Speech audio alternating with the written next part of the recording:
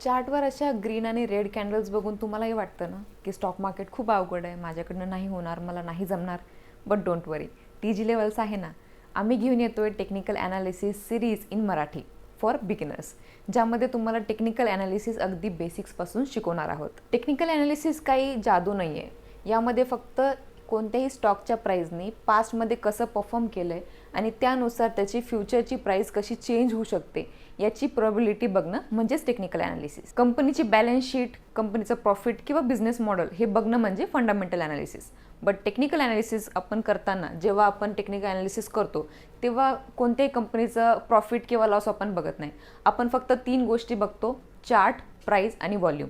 जसं की या चार्टमध्ये प्राईस कुठे सपोर्ट घेतलं किंवा कुठे सपोर्ट घेऊन कुठे बायर्स आले आणि प्राईस कशी ट्रेड झाली किंवा कुठे रेजिस्टन्स घेतलं, हेच सगळ्या गोष्टी आपण टेक्निकल ॲनालिसिसमध्ये बघत असतो. ह्या दोन्ही टेक्निक्स म्हणजे फंडामेंटल ॲनालिसिस आणि टेक्निकल ॲनालिसिस ह्या काही अपोजिट नाही आहे, बट एकमेकांना कॉम्प्लिमेंटरी असतात.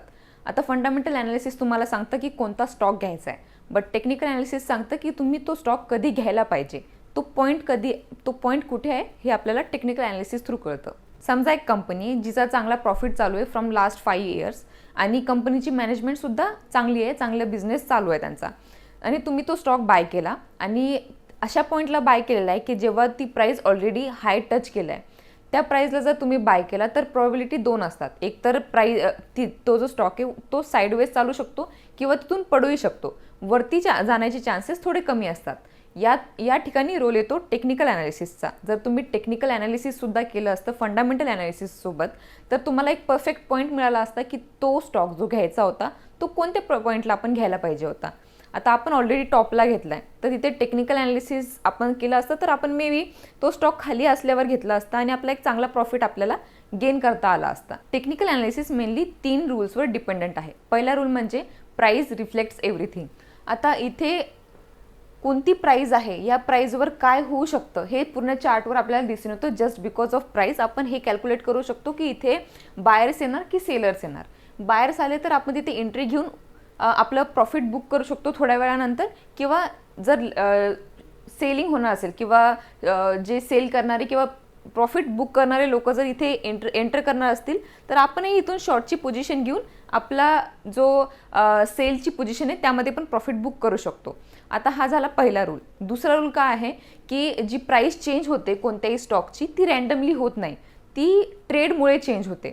सो कोणतीही प्राईस, समजा इथे आपण काही बाय केलंच नाही, समजा हा एक पॉईंट आहे, इथे आपण काही ट्रेडच केलं नाही तर प्राईस चेंज होणारच नाही. सो तेच हे सेकंड रूल सांगतो की जर तुम्ही ट्रेड केला तरच प्राईस चेंज होईल, रँडमली होत नाही. आणि तिसरा रूल आहे हिस्ट्री रिपीट्स इटसेल्फ. आता ह्या पर्टिक्युलर चार्टवर जसं ऑलरेडी पहिले बिहेव केलेला असेल तो कधी ना कधी हिस्ट्रीमध्ये जसं झालं आहे तसं फ्युचरमध्ये होऊ शकतं, म्हणजेच history repeats itself in stocks. Technical analysis आपण काय यूज करतो? Just because of 2 things: timing आणि रिस्क मॅनेजमेंट. जर आपण टायमिंग आणि रिस्क मॅनेजमेंटला ऑलरेडी स्टडी करतोय किंवा कोणताही स्टॉक फंडामेंटली स्टडी करून आपण बाय करतोय तर इथे आपल्याला एक परफेक्ट पॉईंट मिळत नाही, जसं की मी तुम्हाला पहिले सांगितलं. टेक्निकल ॲनालिसिसचा रोल जेव्हा येतो त्यावेळेत आपण एक परफेक्ट पॉईंट शोधू शकतो की ह्या पॉईंटला बाय केलं तर ह्या पॉईंटला बाय केल्यानंतर आपण स्टॉप लॉस कोणत्या पॉईंटचा लावायला पाहिजे किंवा आपण प्रॉफिट बुक कधी करायला पाहिजे. ह्या सगळ्या ज्या टेक्निकल गोष्टी आहे त्या फक्त तुम्हाला टेक्निकल ॲनालिसिस थ्रूच समजू शकते, फंडामेंटल थ्रू नाही.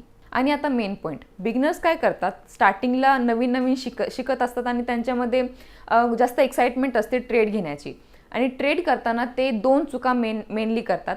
फर्स्ट चूक म्हणजे की टेक्निकल ॲनालिसिस 100% रिलायबल आहे असं त्यांना वाटतं. It is reliable but not 100%. तुम्ही आता मी ट्रेड घेतला आहे, आता तो प्रॉफिटमध्येच जाईल असं 100% गॅरंटी नसते. दुसरी चूक म्हणजे ते एकाच चार्टमध्ये मल्टिपल इंडिकेटर्स लावतात, जसे की MACD लावतील, बॉलिंजर बँड लावेल, RSI लावतील. असे सगळे जर एकाच चार्टमध्ये लावलं तर थोडं गोंधळल्यासारखं होतं आणि कन्फ्युजन होऊन काही चूक करून बसतात. So that's it. तुम्हाला जर हा व्हिडिओ आवडला असेल तर लाईक अँड कमेंट नक्की करा आणि आपल्या चॅनलला सबस्क्राईब करायला विसरू नका. आणि सगळ्यात इम्पॉर्टंट गोष्ट म्हणजे टी जी लेवलचं ॲप आहे, त्यामध्ये तुम्ही तुमची ट्रेडिंग जर्नी स्मूथली कव्हर करू शकता. तुम्हाला लिंक डिस्क्रिप्शनमध्ये मिळेल, ते ॲप नक्की डाउनलोड करा. Investment in securities market are subjected to market risk. Read all related documents carefully before investing.